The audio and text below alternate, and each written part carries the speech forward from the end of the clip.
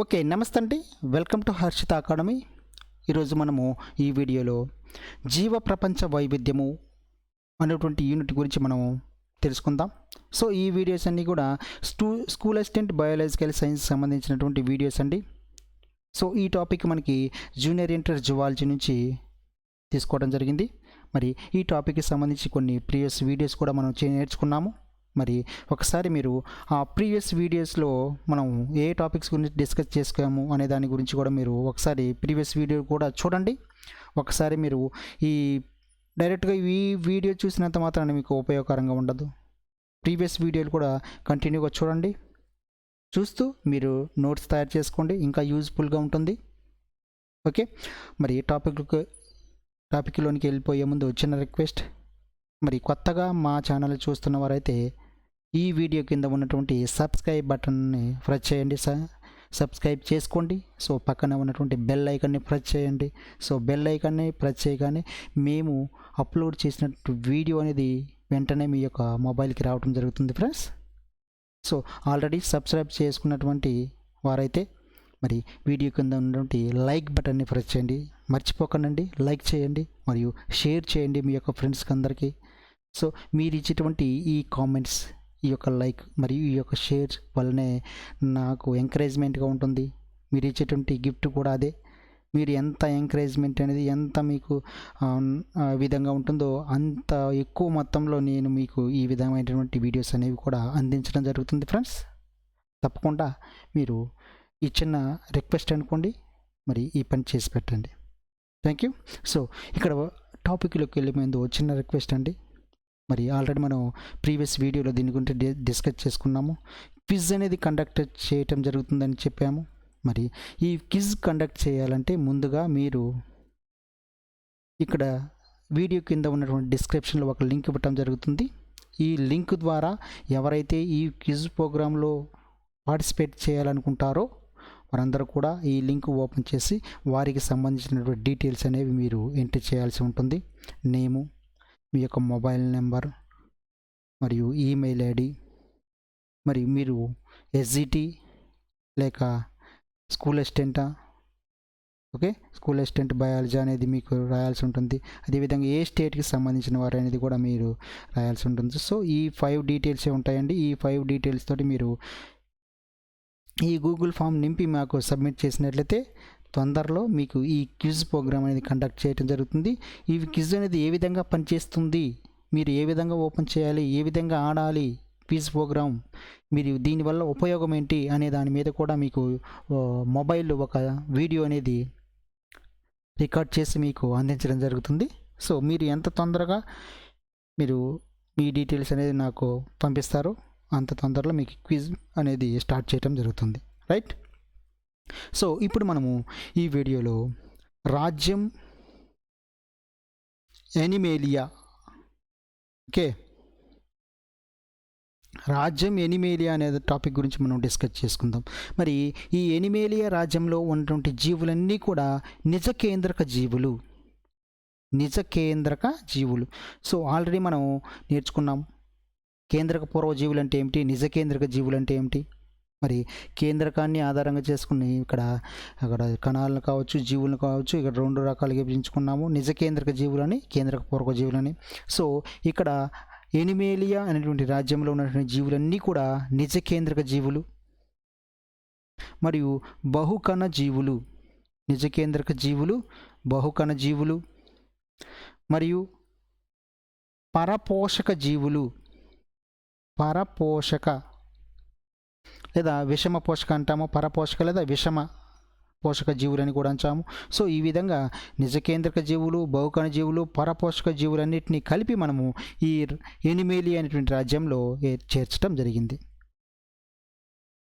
మరి ఈ జీవుల యొక్క పోషణ అనేది జాంతవ భక్షణ విధానంలో జరుగుతుంది. అంటే ఈ ఎనిమేలియా రాజ్యంలో ఉన్నటువంటి జీవులన్నీ కూడా పోషణ అనేది జాంతవ భక్షణలో జరుగుతుంది.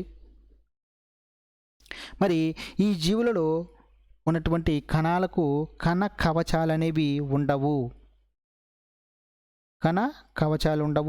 మరియు పత్రహరితం అనేది ఉండదు. సో ఇవన్నీ ఈ ఎనిమేలియా రాజ్యానికి సంబంధించిన జీవుల యొక్క లక్షణాలండి. జాంతవ భక్షణ విధానంలో పోషణ జరుగుతుంది. కణాలకు కణ కవచాలనే ఉండవు. మరియు పత్రహరితం అంటే కిరణజన్య సంయోగక్రియ జరగడానికి కావాల్సిన వర్ణకాల్లో పత్రహరితం ఒకటి. మరి ఈ పత్రహరితం అనేది ఉండదు, అందువల్ల ఇవి పరపోషకాలుగా ఉంటాయి. ఇక్కడ మనకి ఆ జీవులలో జ్ఞానాంగాలు కావచ్చు, మరియు నాడీ చాలక యంత్రాలు, నాడీ వ్యవస్థ, ఇవన్నీ కూడా బాగా అభివృద్ధి చెందటం జరుగుతుంది. మరి ఈ రాజ్యంలో ఉన్నటువంటి జీవులన్నీ కూడా అవయవ వ్యవస్థలను కలిగి ఉండటం జరుగుతుంది. ఇవన్నీ కూడా ఇక్కడ పరాన్న జీవనాన్ని గడుపుతాయని తెలుసుకున్నాము. మరి ఇక్కడ నిల్వ ఆహార పదార్థాలను గ్లైకోజన్ రూపంలో నిల్వ చేసుకోవడం జరుగుతుంది. ఆహార పదార్థాలను ఏ రూపంలో? గ్లైకోజన్ రూపంలో నిల్వ చేసుకుంటాయి. మరి ఇవి ప్రత్యుత్పత్తిని ఎక్కువ శాతం లైంగిక ప్రత్యుత్పత్తిని జరుపుకుంటాయి. ఓకే, ఎక్కువగా ఈ ఎనిమేలియా రాజ్యంలో ఉన్నటువంటి జీవులు ఎక్కువగా లైంగిక ప్రత్యుత్పత్తిని జరుపుకుంటాయి. ఏవో కొన్ని మాత్రమే అలైంగిక ప్రత్యుత్పత్తిని జరుపుకోవడం జరుగుతుంది. మరి ఈ ఎనిమేలియా రాజ్యంలో స్పంజికల నుంచి ఎనిమేలియా రాజ్యం అనేది స్పంజికల నుంచి మొదలై క్షీరదాల వరకు, స్పంజికల నుంచి జీవులు అనేవి క్షీరదాల వరకు ఉన్నటువంటి జీవులన్నీ కూడా మనము ఈ ఎనిమేలియా రాజ్యంలో చేర్చడం జరిగింది. ఈ స్పంజికలు అనేవి సరళమైనటువంటి స్థానబద్ధ జీవులుగా మనం గుర్తించడం జరుగుతుంది. స్థానబద్ధ జీవనం అంటే వీటికి గమనం అనేది ఉండదు, చలనం అనేది ఉండదు. మరి నీటిలో ఉన్నటువంటి వివిధ రకాలైనటువంటి రాళ్లను లేదా మొక్కలకు అంటిపెట్టుకొని ఉండటం జరుగుతుంది. అందువల్ల వీటిని స్థానబద్ధ జీవులు అంటాము. మరి స్థానబద్ధ జీవుల దగ్గర నుంచి బాగా అభివృద్ధి చెందినటువంటి క్షీరదాల వరకు ఉన్నటువంటి జీవులన్నింటినీ కూడా మనము ఎనిమేలియా అనేటువంటి రాజ్యంలో చేర్చడం జరిగింది. మరి ఈ ఎనిమేలియా రాజ్యం యొక్క వర్గీకరణ, ఎనిమేలియా రాజ్యం వర్గీకరణ అనేది ఏ విధంగా జరిగింది అనే దాని గురించి మనం డిస్కస్ చేసుకుందాం. మరి ఈ ఎనిమేలియా రాజ్యం యొక్క వర్గీకరణ ఏ విధంగా, దేన్ని బేస్ చేసుకొని వర్గీకరణ చేశారు అనే దానికి మనం గమనించినట్లయితే కణజాలాల అభివృద్ధి, ఆ జీవులలో ఉన్నటువంటి కణజాలాల అభివృద్ధి మరియు ఉన్నత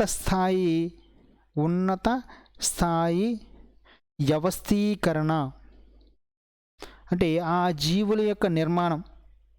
కణజాలాల అభివృద్ధి, ఆ ఉన్నత స్థాయి జీవుల యొక్క వ్యవస్థీకరణ అంటే వాటి యొక్క జీవుల యొక్క నిర్మాణం ఆధారంగా చేసుకొని ఈ ఎనిమేలియా రాజ్యాన్ని వర్గీకరించడం జరిగింది. వీటి ప్రకారం ఈ ఎనిమేలియా రాజ్యాన్ని రెండు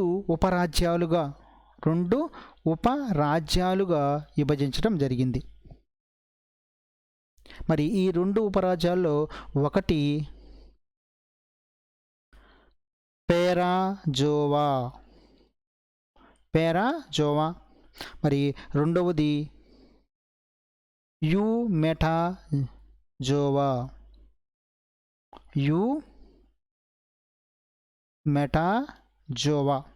ఓకే, ఇక్కడ రాజ్యం ఎనిమేలియా, కణజాలాల అభివృద్ధి, ఉన్నత స్థాయి వ్యవస్థీకరణ అనే దాన్ని లక్షణాలను ఆధారంగా చేసుకొని ఎనిమేలియా రాజ్యాన్ని రెండు ఉపరాజ్యాలుగా విభజించుకున్నాము. ఒకటి పేరాజోవా, రెండవది యూమెటాజోవా.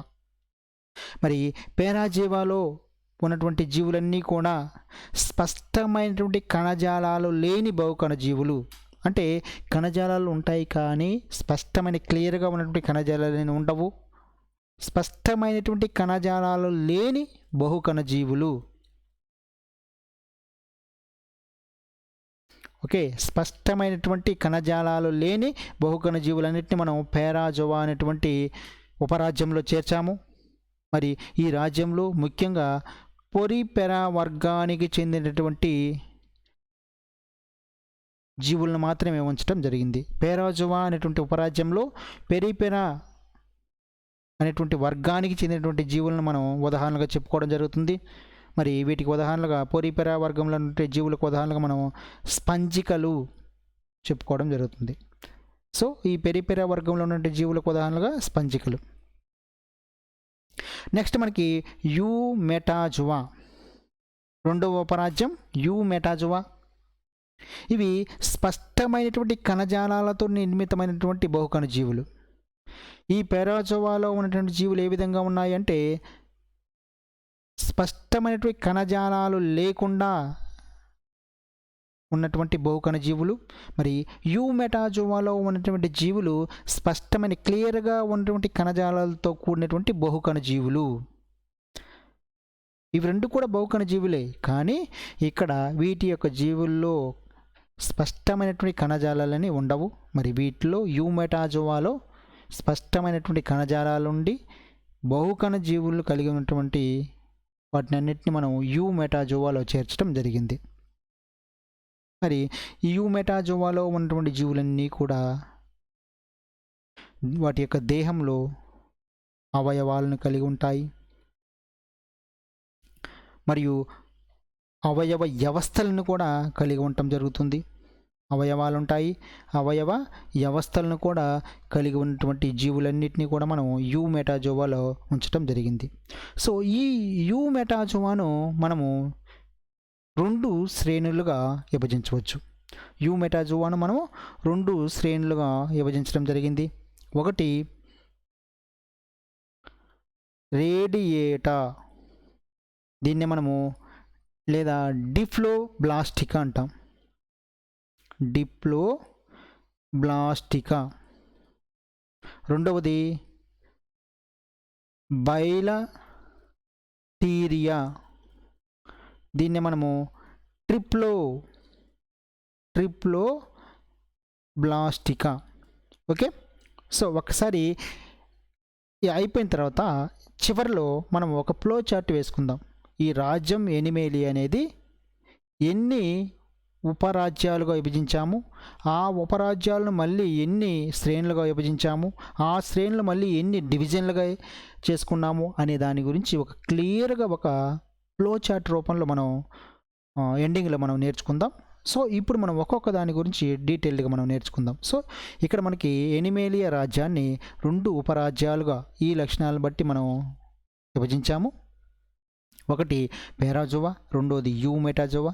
పెరాజోవాలో ఉన్నటువంటి జీవుల లక్షణాలు ఈ విధంగా ఉన్నాయి. మరి వాటికి ఉదాహరణలుగా పొరిపెరా వర్గంలో ఉన్న జీవులకు ఉదాహరణలుగా మనం స్పంజికలు చెప్పుకున్నాము. నెక్స్ట్ యూమెటాజోవా.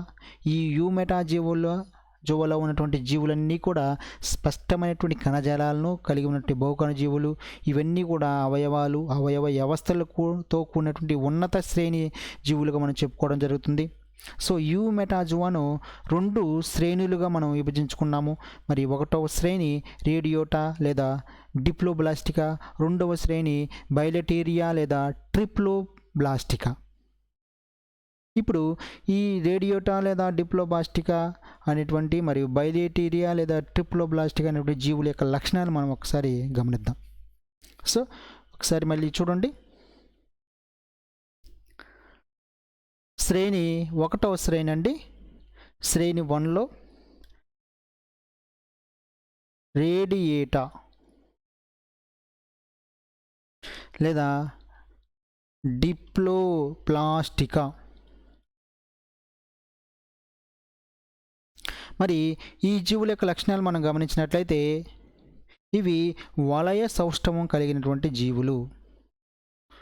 వలయ సౌష్ఠవం అంటే ఈ జీవుల యొక్క శరీరం అంతా కూడా వలయంగా ఉంటుంది. మరియు ద్విస్తరిత జీవులు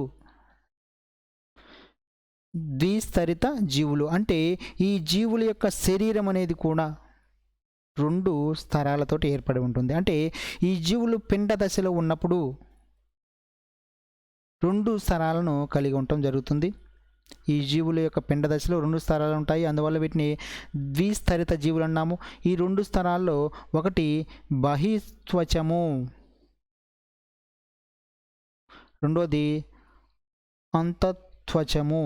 సో ఈ విధంగా ఈ జీవుల యొక్క శరీరంలో అంటే ఈ జీవులు అనేవి పిండ దశలో ఉన్నప్పుడు రెండు స్తరాలను కలిగి ఉంటాయి, అందువల్ల వీటిని ద్విస్తరిత జీవులు అని చెప్పుకోవడం జరుగుతుంది.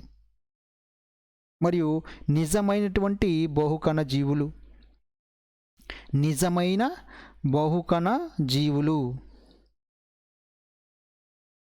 ఓకే, లేదా వీన్నే యూ మెటాజోవన్లు అని కూడా అంటాం. నిజమైన బహుకణ జీవులు లేదా యూ మెటాజోవన్లు అని కూడా పిలవటం జరుగుతుంది. సో ఈ శ్రేణికి సంబంధించి ఎగ్జాంపుల్గా మనము నిడేరియా వర్గాన్ని చెప్పుకోవడం జరుగుతుంది. నిడేరియా వర్గం మరియు వర్గం టీనోఫోరా అనేటువంటి వర్గం.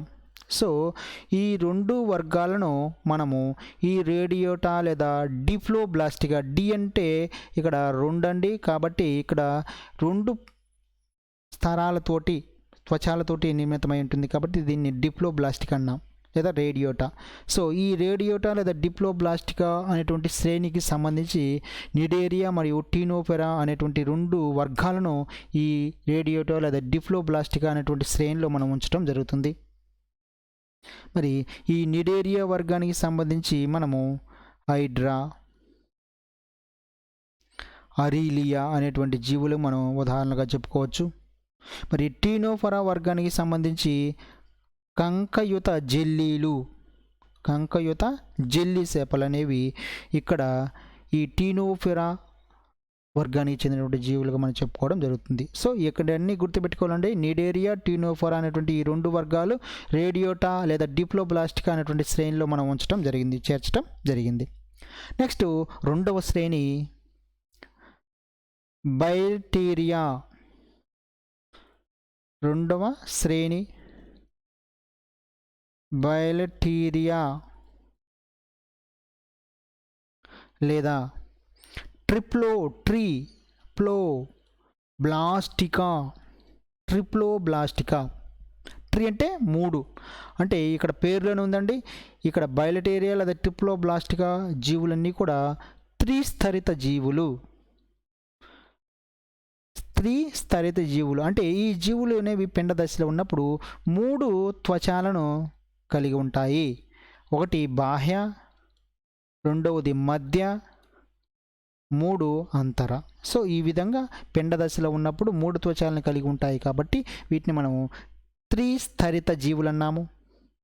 మరి ఇవి ద్విపార్శ్వ సౌష్ఠవాన్ని కలిగి ఉంటాయి. సో మొదటి శ్రేణిలో ఉన్నటువంటి జీవులు వలయ సౌష్ఠవాన్ని, ఓకే, ఈ విధంగా వలయ సౌష్ఠవాన్ని కలిగి ఉంటే ఇక్కడ రెండవ శ్రేణిలో ఉన్నటువంటి ఈ ట్రిప్లోబ్లాస్టికా, బ్యాక్టీరియా అనేటువంటి ఈ శ్రేణిలో ఉన్నటువంటి జీవులన్నీ కూడా రెండు అంటే ద్విపార్శ్వ అంటే ముందు వెనక, బ్యాక్ అండ్ ఫ్రంట్ రెండు సైడ్లను కలిగి ఉండటం జరుగుతుంది. అందువల్ల వీటిని ద్విపార్శ్వ సౌష్ఠవాన్ని కలిగినటువంటి జీవులుగా మనం చెప్పుకోవడం జరుగుతుంది. మరి ఈ బ్యాక్టీరియా లేదా ట్రిప్లోబ్లాస్టికా అనేటువంటి ఈ శ్రేణిని మనము మూడు డివిజన్లుగా విభజించడం జరుగుతుంది. మూడు డివిజన్లుగా మనం వర్గీకరించడం జరుగుతుంది. మరి ఒక్కొక్క డివిజన్ గురించి మనం డీటెయిల్గా నేర్చుకుందాం. ఓకే, మరి ఈ శ్రేణి రెండులో ఉన్నటువంటి మొదటి డివిజన్ ఇక్కడ మనం గమనించినట్లయితే ప్రోటోస్టోమియా. డివిజన్ 1. మరి డివిజన్ 1లో మనకి ప్రోటోస్టోమియా. ఇక్కడ మనకి పేర్లో ఉంది ప్రోటో అంటే మొదట, ఓకే, స్టోమియం అనగా నోరు. ప్రోటోస్టోమియా అనేటువంటి డివిజన్. ఈ ప్రోటోస్టోమియా డివిజన్ ప్రోటో అనగా మొదట అని, స్టోమియా అనగా నోరు. అంటే ఇక్కడ దీనిలో ఈ డివిజన్లో ఆది ఆంత్రరంధ్రం బ్లాస్టోఫోర్ అంటాము. పిండ దశలో ఉన్నప్పుడు బ్లాస్టోఫోర్, దీన్ని మనము ఆది ఆంత్రరంధ్రం అంటాము. ఈ ఆది ఆంత్రరంధ్రం అనేది నోరుగా మారుతుంది. ఓకే, ఈ జీవులలో మరి ఆది ఆంత్రరంధ్రము లేదా బ్లాస్టోఫోర్ అంటాము. ఈ బ్లాస్టోఫోర్ అనేది నోరుగా తయారవుతుంది. అందువలన వీటిని ప్రోటోస్టోమియా జీవులు అంటాం. మరి దీనిలో ప్రోటోస్టోమియా అనేటువంటి ఈ డివిజన్లో మళ్ళీ 3 ఉప డివిజన్లు అనేవి ఉన్నాయి. ఉప డివిజన్లు. ఈ 3 ఉప డివిజన్లో ఒక సబ్ డివిజన్ లేదా ఉప డివిజన్ 1, సబ్ డివిజన్.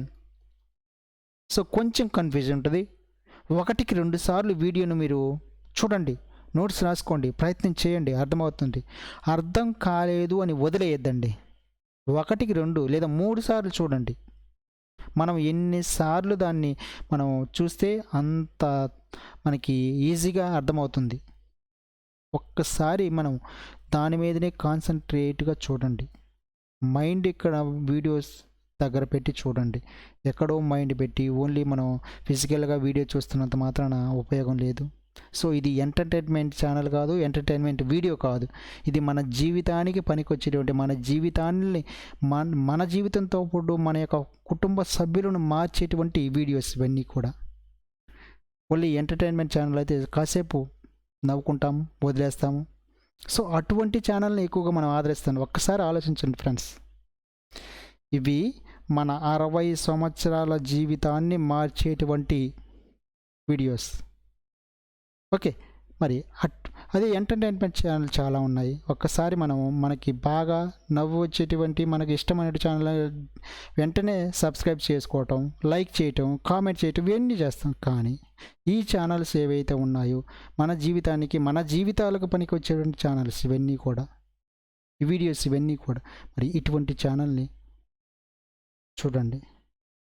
మరి ఇటువంటి ఛానల్ సబ్స్క్రైబ్ చేసుకోవడానికి మీరు ఎందుకు వెనుకంజి వేస్తున్నారు, ఎందుకు లైక్ చేయట్లేదు, ఎందుకు షేర్ చేయట్లేదు అనేది నాకు అర్థం కావట్లేదు.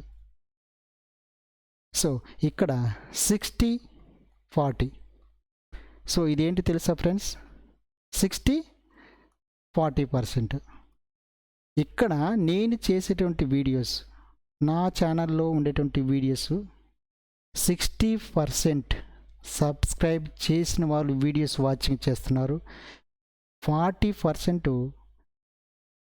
నాన్ సబ్స్క్రైబర్స్, అంటే సబ్స్క్రైబ్ చేసుకోకుండా నా వీడియోస్ను, మా ఛానల్లో ఉండేటువంటి వీడియోస్ని చూస్తున్నారు. ఫ్రెండ్స్ ఒక్కసారి ఆలోచించండి, మీకు ఎంత ఉపయోగకరంగా ఉన్నాయి. మరి అంత ఉపయోగకరంగా ఉన్నటువంటి ఛానల్ వీడియోస్, మరి అటువంటప్పుడు మీరు సబ్స్క్రైబ్ ఎందుకు చేసుకోవట్లేదు నాకు అర్థం కావట్లేదు. తెలియదా మీకు సబ్స్క్రైబ్ చేసుకోవాలని? తెలుసు, మరి ఎందుకు చేసుకోవట్లేదు అర్థం కావట్లేదు ఫ్రెండ్స్. సో నాకు కొంచెం మీరు సపోర్ట్ ఇవ్వండి. ఇలాంటి వీడియోస్ మీకు నేను ఇంకా ఇవ్వగలను. ఓకే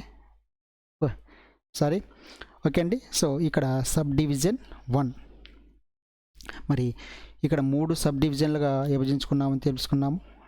మరి ఈ 3 సబ్ డివిజన్లో మొదటి సబ్ డివిజన్ ఏసిలోమేటా.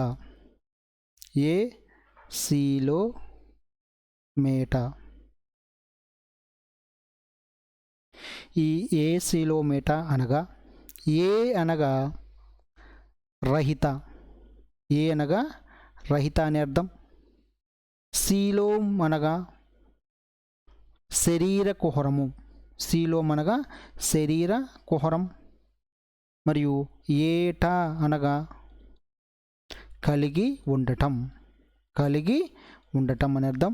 సో ఏసిలోమేటా అనగా ఏ అనగా రహిత, సీలోమ్ అనగా శరీర కుహరం, ఏటా అనగా కలిగి ఉండటం. అంటే శరీర కుహరం రహిత జీవులు, అంటే శరీర కుహరాన్ని లేనటువంటి జీవులను ఏసిలోమేటా అనేటువంటి సబ్ డివిజన్లో ఉంచడం జరుగుతుంది.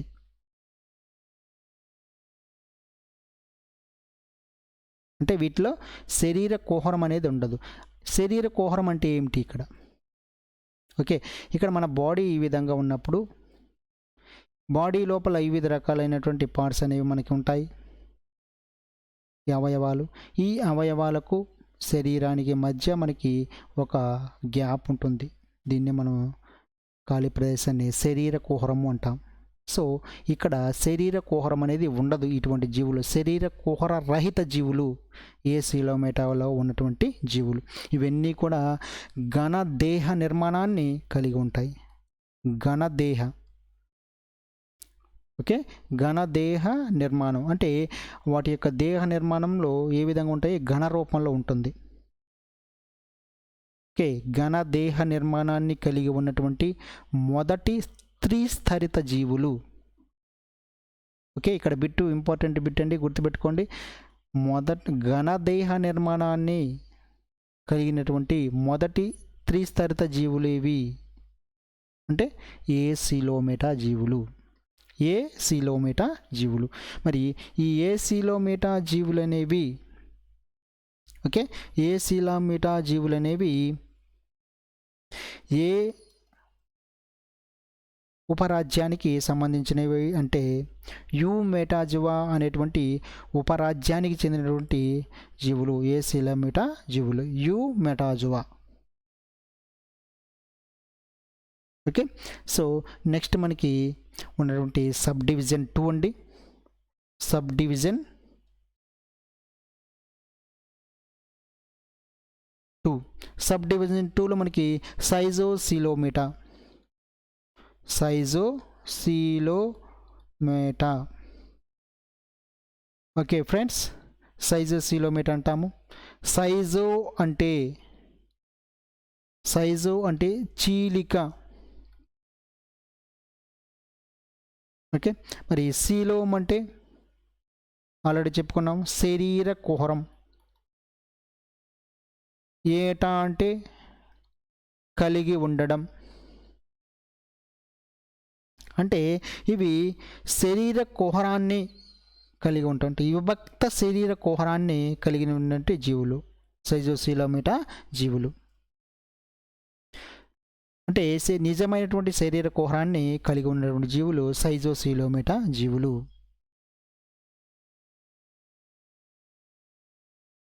మరి ఈ సైజోసిలోమేటా జీవులకి ఎగ్జాంపుల్గా మనము అనిలిడా వర్గాన్ని, ఆర్ద్రోపోడా వర్గాన్ని మరియు మొలస్కా వర్గాన్ని ఎగ్జాంపుల్గా మనం సైజోసిలోమేటా జీవులకు ఉదాహరణలుగా చెప్పుకోవచ్చండి. Next subdivision 3. Subdivision 3 ఒక్కసారి మీకు కొంచెం ఈ వర్గీకరణలో కొంచెం కష్టం అనిపిస్తుంది. చూడండి ఫ్రెండ్స్, 1కి 2 సార్లు చూడండి, చదవండి, బుక్స్ తీసి చదవండి, వీడియో చూడండి. ఓకే, పదే చూడటం వల్ల మనకి ఇటువంటి అర్థం కాని లేదా కష్టమైన సబ్జెక్ట్స్ అనేవి తొందరగా వస్తాయి. ఓకే, సో సబ్ డివిజన్ 3 మరి సూడోసిలోమేటా. సూడోసిలోమేటా.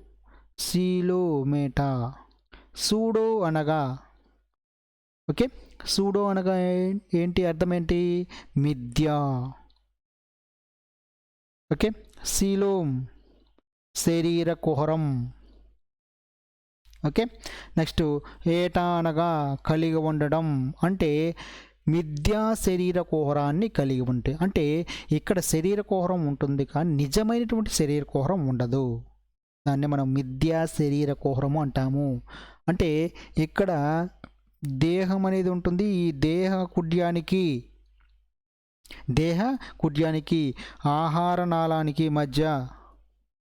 ఓకే, ఇది ఆహార నాళం అన్నప్పుడు ఈ దేహ కుడ్యానికి ఈ ఆహార నాళానికి మధ్యన ఒక కుహరం ఉంటుంది, దాన్ని మనం శరీర కుహరం అని చెప్పుకున్నాము.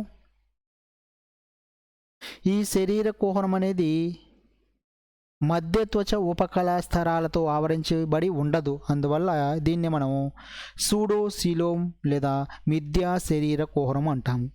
అంటే నిజమైనటువంటి శరీర కుహరంగా దీన్ని పరిగణించబడం. ఓకేనా, మరి ఈ సబ్ డివిజన్ 3కి లేదా సూడోసిలోమేటా జీవులకు ఉదాహరణలుగా నిమాటోడా లేదా నిమాటి హెల్మెంతిస్ వర్గం జీవులను మనం ఈ సూడోసిలోమేటా జీవులకు ఉదాహరణలుగా మనం చెప్పుకోవచ్చు.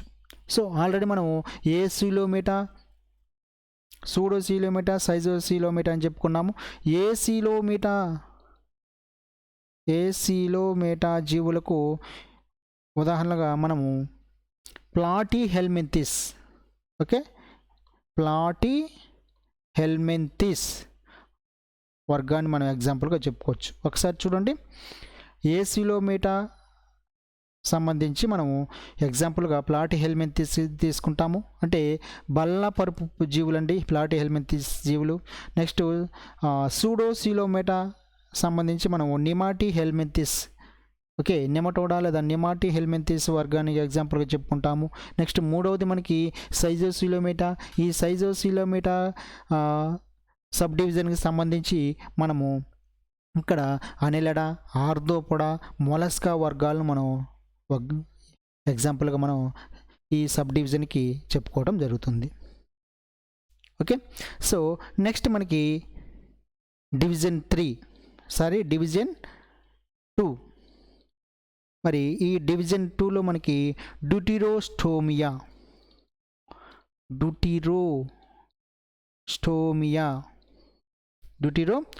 అంటాము.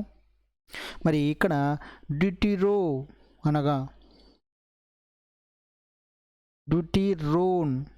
అనగా ద్వితీయ అని అర్థం. మరి స్టోమియం అనగా నోరు.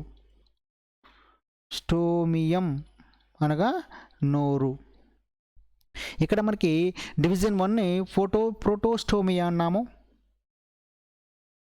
ఇక్కడ డివిజన్ 2ని డ్యూటిరోస్టోమియా అన్నాము. డ్యూటిరో అంటే ద్వితీయ, స్టోమియం అంటే నోరు. అంటే వీటిలో ఆది ఆంత్రరంధ్రము, మరి బ్లాస్టో 4 అన్నాము. ఈ ఆది ఆంత్రరంధ్రము అనేది పాయువుగా మారుతుంది. మరి పొటోస్ట్రోమియాలో చూసుకున్నట్లయితే ఆది ఆంత్రరంధ్రం అనేది నోరుగా మారుతుంది. సో ఈ డ్యూటిరోస్ట్రోమియాలో ఆది ఆంత్రరంధ్రం అనేది పాయువుగా మారుతుంది.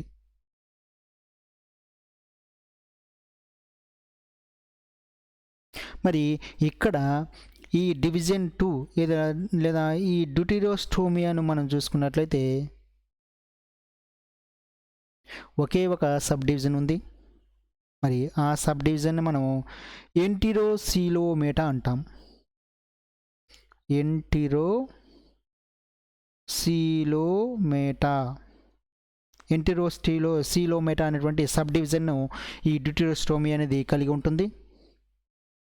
ఎంటిరో అంటే ఆంత్ర, ఎంటిరో అనగా ఆంత్ర, సీలోమ్ అంటే శరీర కుహరం, మేట అంటే కలిగి ఉండటం. ఓకే, ఇక్కడ మనకి మొత్తాన్ని కలిపినట్లయితే ఆంత్ర కుహరం అంటాం. వీటిలో ఎంటిరోసిలోమ్ లేదా అనేటువంటి అంటే ఆంత్ర కుహరాన్ని కలిగి ఉన్నటువంటి జీవులు ఇవి, ఆంత్ర కుహరం.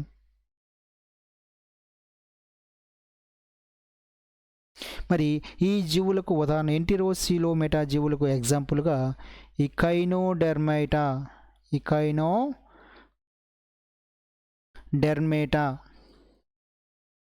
మరియు హెమికార్డేటా మరియు కార్డేటా. సో ఇవన్నీ కూడా, ఈ వర్గాలన్నీ కూడా మనము ఎంటిరోసిలోమేటా అనేటువంటి సబ్ డివిజన్కు చెందినటువంటి వర్గాలుగా మనం గుర్తించడం జరుగుతుంది. ఈ ఎంటిరోసిలోమేటా అనేటువంటి సబ్ డివిజన్ ఏ డివిజన్కి సంబంధించిందంటే డ్యూటిరోస్టోమియా అనేటువంటి డివిజన్కి సంబంధించినటువంటిది.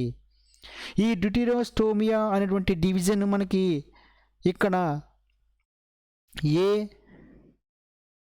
ఇక్కడ ఏ డివిజన్కి సంబంధించింది అంటే ఇక్కడ బైలేటీరియా లేదా ట్రిప్లోబ్లాస్టికా అనేటువంటి డివిజన్లకి సంబంధించినటువంటి చెప్పుకోవడం జరుగుతుంది.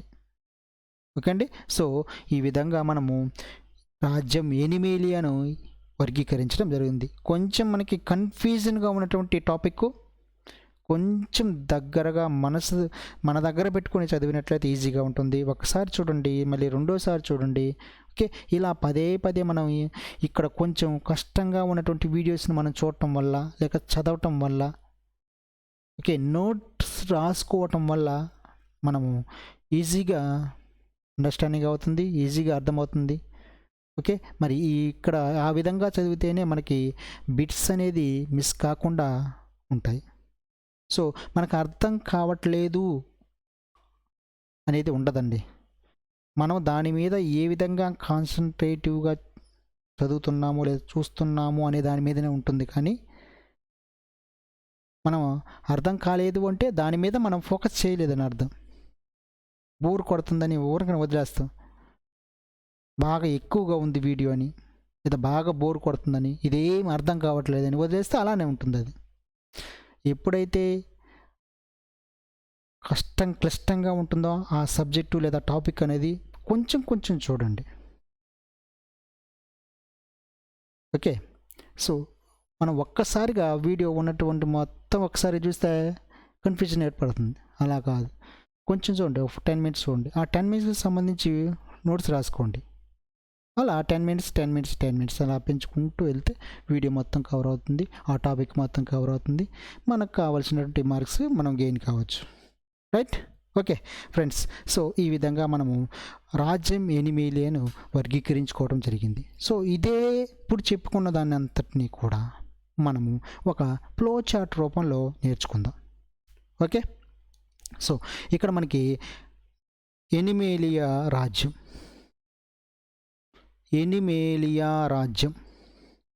మరి ఈ ఎనిమేలియా రాజ్యాన్ని 2 ఉపరాజ్యాలుగా విభజించుకోవటం జరిగింది. ఒకటి పేరాజోవా, రెండోది యూ మెటాజోవా. ఓకే.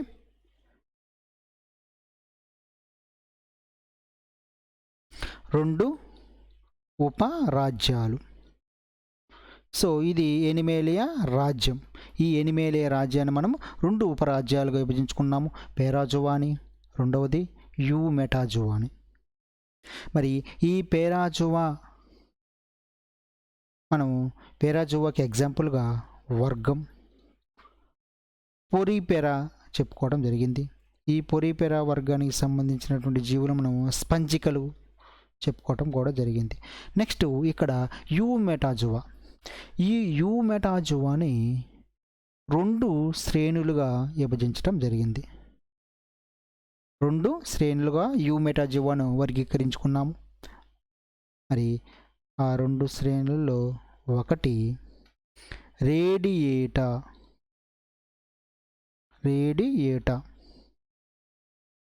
రెండవది బైలటీరియా.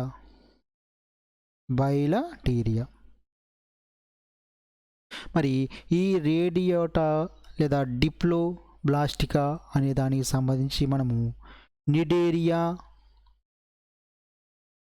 మరియు టీనోపొరా వర్గాలకు ఉదాహరణలుగా చెప్పుకోవడం జరిగింది. టీనోపొరా, ఈ రేడియేటా లేదా డిప్లోబ్లాస్టికా అంటాము. ఈ డిప్లోబ్లాస్టికాకు సంబంధించినటువంటి వర్గాలు నిడేరియా మరియు టీనోపొరాకు చెప్పు. నెక్స్ట్ బైలటీరియా లేదా ట్రీ అంటే 3 ట్రిప్లోబ్లాస్టికా. మరి దీన్ని మళ్ళీ ఇక్కడ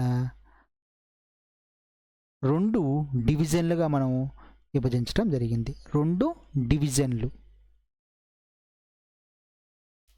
ఈ 2 డివిజన్లో ఒకటి ప్రోటోస్టోమియా, రెండవది డ్యూటిరోస్టోమియా.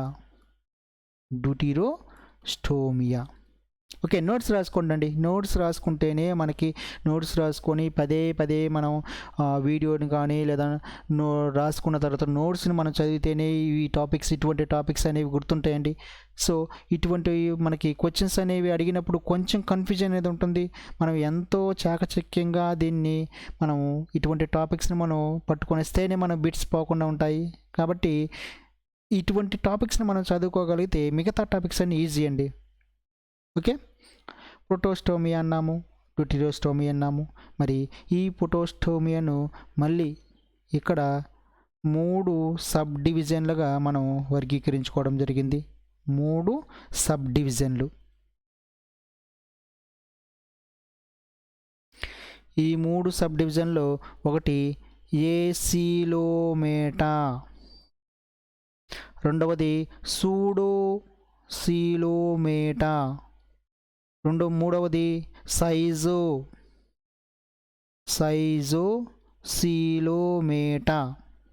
రైట్. ఏ సీలోమేటా అంటే శరీర కుహరం లేనిది, ఇది మిథ్యా శరీర కుహరాన్ని కలిగింది, ఇది నిజమైనటువంటి శరీర కుహరాన్ని కలిగి ఉంది. మరి ఏ సీలోమేటా సబ్ డివిజన్కి సంబంధించి మనము ప్లాటీహెల్మింథిస్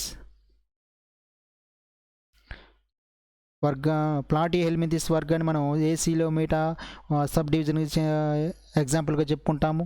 మరి దీన్ని బల్లపరుపు పురుగులు అని కూడా అంటాము. వీటిని ప్లాటీహెల్మింథిస్ వర్గంలో ఉన్నటువంటి జీవులను బల్లపరుపు పురుగులు అంటాము. రెండోది సూడోసీలోమేటా మరి వర్గం నెమటోడా అంటే నెమాటీహెల్మింథిస్ లేదా నెమటోడా అంటాము. మరి గుండ్రటి పురుగులు, దీంట్లో ఉన్నటువంటి ఈ వర్గంలో ఉన్నటువంటి జీవులన్నీ కూడా గుండ్రటి పురుగులు. ఈ వర్గంలో ఉన్నటువంటి జీవులు బల్లపరుపు పురుగులు. మరి సైజోసీలోమేటా చూసినట్లయితే నిజమైన శరీర కుహరాన్ని కలిగి ఉన్నాయి. ఇవి అనిలెడా మరియు ఆర్థ్రోపోడా మరియు మొలస్కా, ఈ 3 వర్గాలు కూడా మనకి ఈ సైజోసీలోమేటా అనే సబ్ డివిజన్కి చెందినవి. నెక్స్ట్ డ్యూటిరోస్ట్రోమియా. ఈ డ్యూటిరోస్ట్రోమియా అనేది ఒకే ఒక సబ్ డివిజన్ ఉంది. దీంట్లో మనము ఎంటిరోసీలోమేటా అంటాము. మరి ఈ ఎంటిరోసీలోమేటాకు సంబంధించి మనకి ఇక్కడ ఇకైనోడెర్మైటా, హెమికార్డేటా మరియు కార్డేటా, ఈ 3 వర్గాలు డ్యూటిరోస్ట్రోమియా అనేటువంటి ఎంటిరోసీలోమేటా అనేటువంటి సబ్ డివిజన్కి సంబంధించినవి. ఓకే. సో ఇదంతా కూడా మీరు ఒక పేజీలో నీట్గా రాసుకోండి. పదే మీరు ఉదయాన్నే లేచిన వెంబటే పేపర్ దగ్గర పెట్టుకుని రిపీటెడ్గా చదువుతూ ఉన్నట్లయితేనే మీకు ఈ ఫ్లో చార్ట్ అర్థమవుతుంది. ఈ ఫ్లో చార్ట్ అర్థమైతేనే మనకి ఆ రాజ్యం, ఎనిమేలియా రాజ్యం గురించినటువంటి మనకి ఇన్ఫర్మేషన్ అంతా తెలుస్తుంది. సో ముందు మీరు ఇక్కడ ఉన్నటువంటి ఈ ఫ్లో చార్ట్ని మీరు బాగా చూసుకొని తర్వాత మనం లోపలికి వెళ్ళినట్లయితే యూజ్ఫుల్గా ఉంటుంది. ఓకే. కాబట్టి దీన్ని కొంచెం జాగ్రత్తగా మనం నేర్చుకోవాలి. సో ఫ్రెండ్స్, నెక్స్ట్ వీడియోలో మళ్ళీ కలుసుకుందామండి.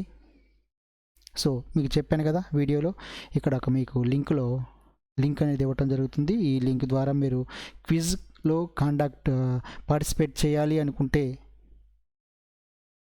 మీరు ఆ లింక్ తోటి మీరు మీ డీటెయిల్స్ మాకు సబ్మిట్ చేసినట్లయితే మీకు క్విజ్ ప్రోగ్రామ్ అనేది కండక్ట్ చేయడం జరుగుతుంది. ఇదంతా కూడా ఫ్రీ ఆఫ్ కాస్ట్ అండి. మీ దగ్గర నుంచి నేను ఒక్క 10 రూపీస్ లేదా 100 రూపీస్ కూడా మీకు ఛార్జ్ చేయటం లేదు. అంతా కూడా మీకు ఫ్రీ సర్వీసు, ఉపయోగించుకోండి. మీరు ఎంత ఉపయోగించుకోగలిగితే అంత ఉపయోగకరంగా ఉంటుంది. సో అదేవిధంగా మీరు నాకు కొంచెం సపోర్ట్ కూడా ఇవ్వండి. సో సపోర్ట్ అంటే లైక్ చేయటం, షేర్ చేయటం, వీడియో చూసినట్లయితే ఇటువంటి మీ నుంచి నేను ఆశిస్తుంది. సో మీరు ఇచ్చేటువంటి సపోర్ట్ ద్వారా మీకు ఇటువంటి వీడియోస్ కావచ్చు, ఈ క్విజ్ ప్రోగ్రామ్స్ అన్నీ కావచ్చు మీకు కండక్ట్ చేయడం జరుగుతుంది. Friends, thank you very much. Next వీడియోలో మళ్ళీ కలుసుకుందాం. సో ఈ టాపిక్కి సంబంధించి, ఈ యూనిట్కి సంబంధించి చివరి టాపిక్, మరి ఈ చివరి టాపిక్ మనకి బయోడైవర్సిటీ. ఓకే. చివర ఉన్నటువంటి టాపిక్ ఈ జీవ ప్రపంచ వైవిధ్యము అనేటువంటి ఈ యూనిట్లో చివరి టాపిక్ జీవ వైవిధ్యము. దీన్ని మనము బయోడైవర్సిటీ అంటాము. ఈ జీవ వైవిధ్యము లేదా బయోడైవర్సిటీ అనేటువంటి టాపిక్ మనం కంప్లీట్ చేసుకున్నట్లయితే ఇక్కడ ఉన్నటువంటి ఫస్ట్ యూనిట్ అయినటువంటి జీవ ప్రపంచ వైవిధ్యం అనేటువంటి యూనిట్ మనం కంప్లీట్ చేసుకోవటం జరుగుతుంది. నెక్స్ట్ వీడియో మనకు సెకండ్ యూనిట్ తోటి మనం నెక్స్ట్ వీడియోతో మళ్ళీ కలుసుకుందామండి. Thank you very much.